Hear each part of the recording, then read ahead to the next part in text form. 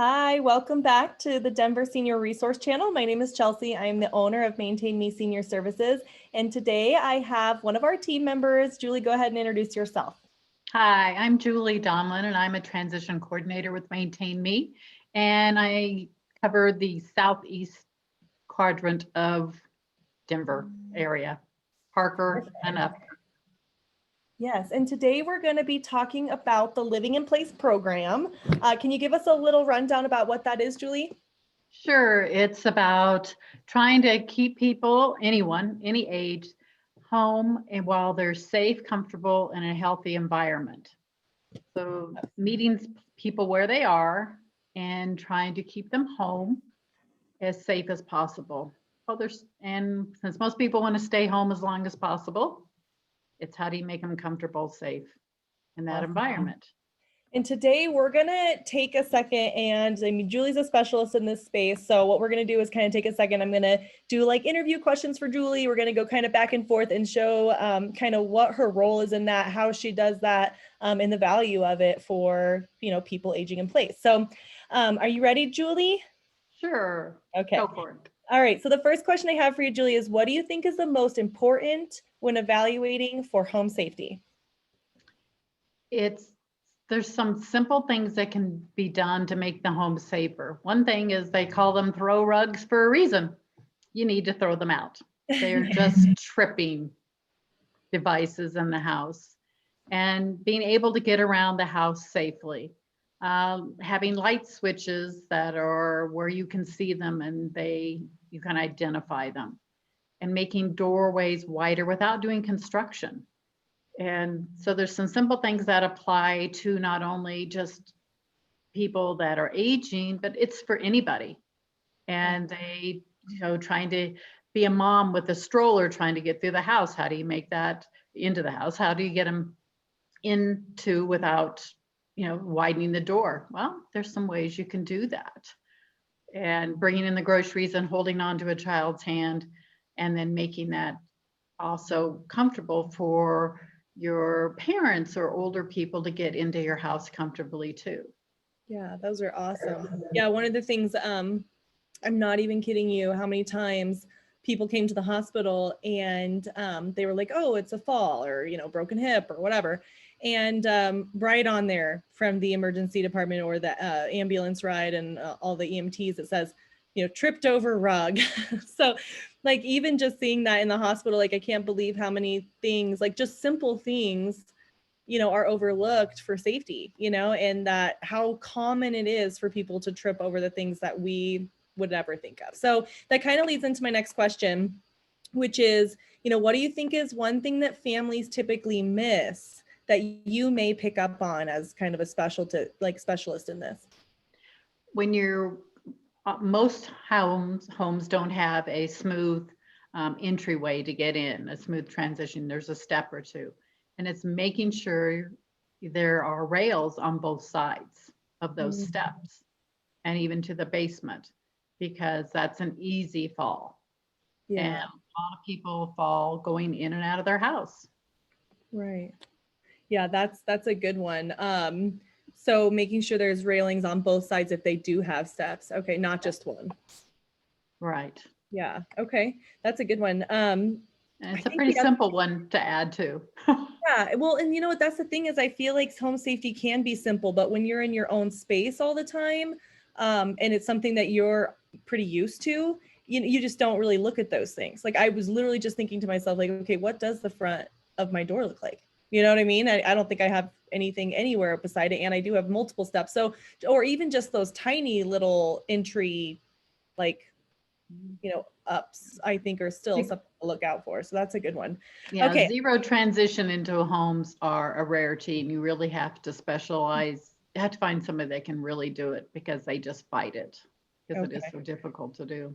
Wow. Okay, cool.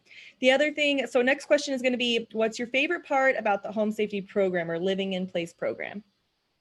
It's letting people know that they can possibly go ahead and continue living at home with just a few adjustments that make it easier for them to get around.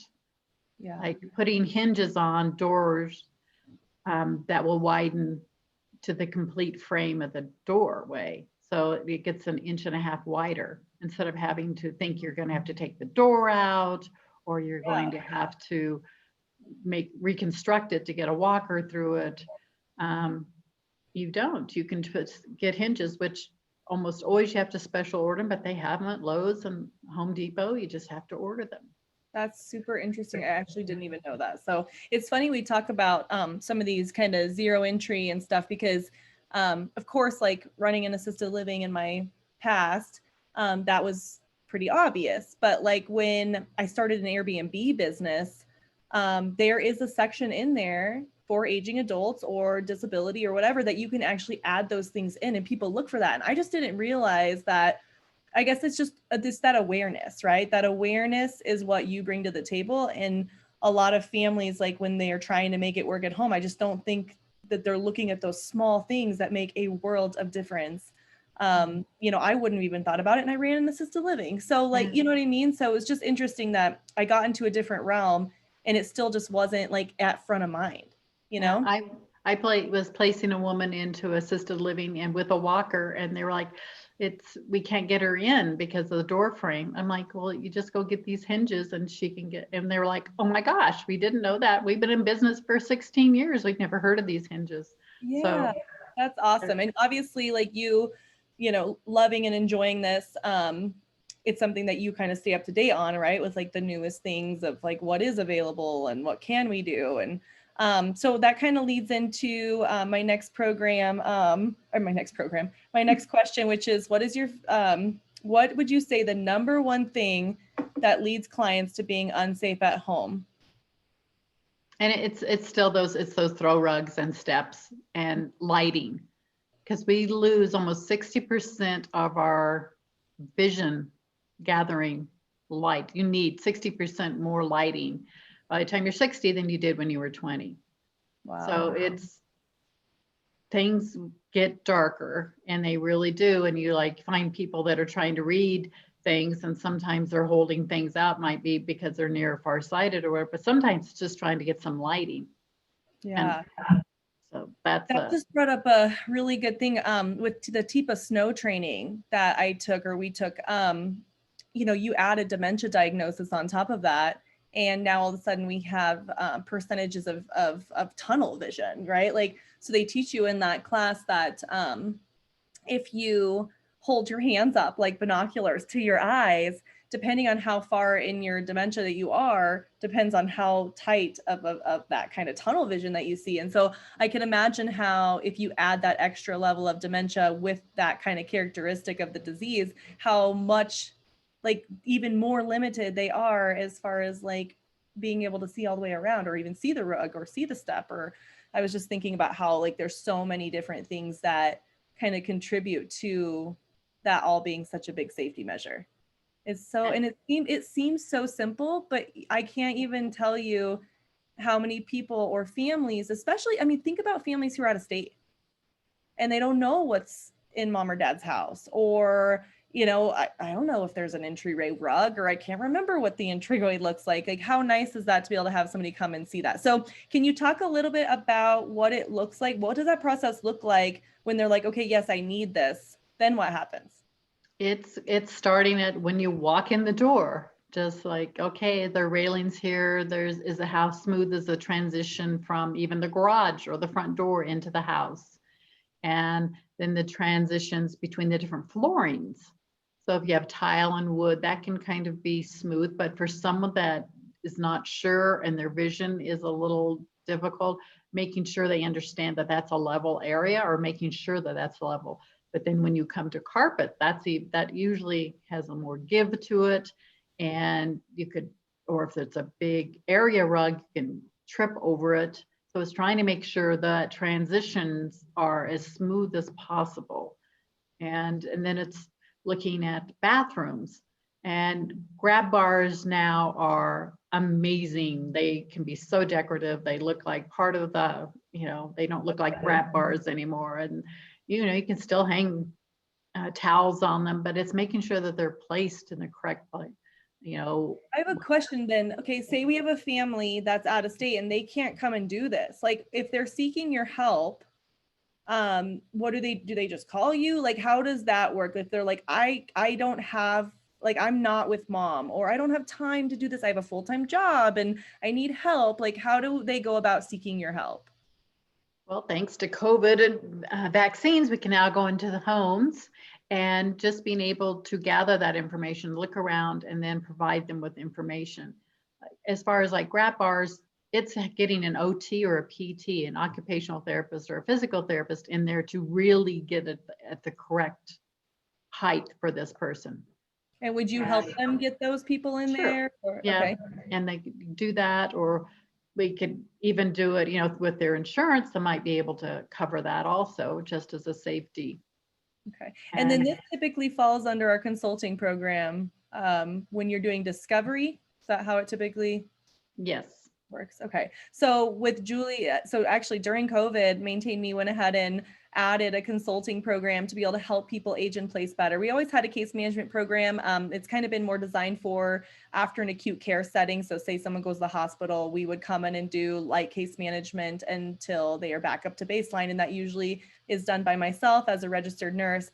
During COVID, we were able to, kind of make a new program with consulting to take all of our transition coordinators' specialties and background and apply them into programs to help people age in place. And so, Julie is part of that, and she does that. Our discovery package is kind of identifying issues. The second package is maybe putting things in place or changing or actually fixing the issues. And then, our third program is typically kind of more advanced and, a little bit more convoluted, or situations are, maybe there's family dynamics, or maybe, whatever it may be, it just kind of gets a little bit more in depth. But all of this can be kind of added into those programs. And so, so Julie can go out as a specialist and be that person or those eyes for those families. So definitely a cool thing. I'm so excited to be able to talk to you about it today. I know you're super passionate about it. Where'd the passion come from, Julie?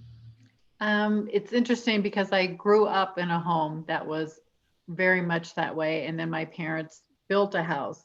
It was very much that way. And way before living in place ever existed, but it's like having cabinets that have no knobs on them to get caught.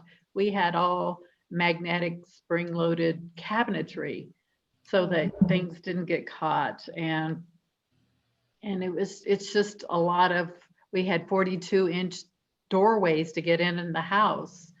And my parents had, their second house had made it so that it was wheelchair accessible, thinking, well, my dad's best friend was in a wheelchair, so that helped. And they used part of that information to build their house that way, to make it, so it accommodate him. And then with thinking that, well, they may age and need somebody coming in and living with them. So they had a little apartment added to the house that was all wheelchair accessible, or thinking that one of their parents might have to move in with them. So it's really been part of your life forever then. It has been. And of course they didn't need anybody living with them and moved out. But the people that bought it were a young couple, and they had a young child, and everything was fine. And their child is now grown and has his own family. But one of the mothers had to move in with them because she was in a wheelchair. Oh, wow. So it was a perfect for them. It was all set up. They didn't have to do anything. Yeah. And then the other mother had a walker and needed to move in with them. So they ended up moving to the basement and building a big master bedroom in the lower level. And the mothers had the top level, and they were safe and comfortable, and nobody had to go to assisted living at all. Wow. I think that's the biggest thing, is everybody has different goals, and being able to meet them where they are. I mean, that's our saying, right? We meet you wherever you are in the aging process. And so being able to show people that, of course, there's always barriers like financials and things like that as we age. But being able to show people that, we can make accommodations so that safety is, available to you in the care setting that you desire. And I think that's really special, right? It takes an army, it takes an army to take care of our children. It takes an army to take care of our family and our folks. So I think it's just really cool that you have this passion. It's just something that comes so natural to you because you grew up with it. So I appreciate you today coming on here. Julie is the best. Most of the people who have worked With Maintain Me, a lot of them have worked with Julie, just kind of depends on the area and where we're getting these referrals from. But Julie is out there all day, every day helping families, and she is a great asset to our team. And I was super excited to be able to have her come on the Denver Senior Resource Channel and share. I know you always see Morgan and I, but Julie's out there working her tush off. So that's why she's not always has time to come on the video. So thanks, Julie, for taking the time today. If you guys haven't subscribed, please subscribe, hit that notification bell. We put out videos. We try to put out videos every single week. Sometimes it's on a schedule, so it'll skip a week or so, but we are putting out videos all the time. We want you to be notified when we have a new one that's available. We'll also be adding in our phone number in the about section below. So please go ahead and check it out. Give us a call if you need help. And then if there's anything or any topics that you guys are interested in that we haven't covered, we do these videos for education. And if there's something that you want to know, that's what we're here for. So just go ahead and send a comment or call us, text us, email, whatever you want. All of our information will be listed below. So thanks for your time today. I hope everyone has a great day. Julie, thank you so much for joining us. You're welcome. Bye. Okay.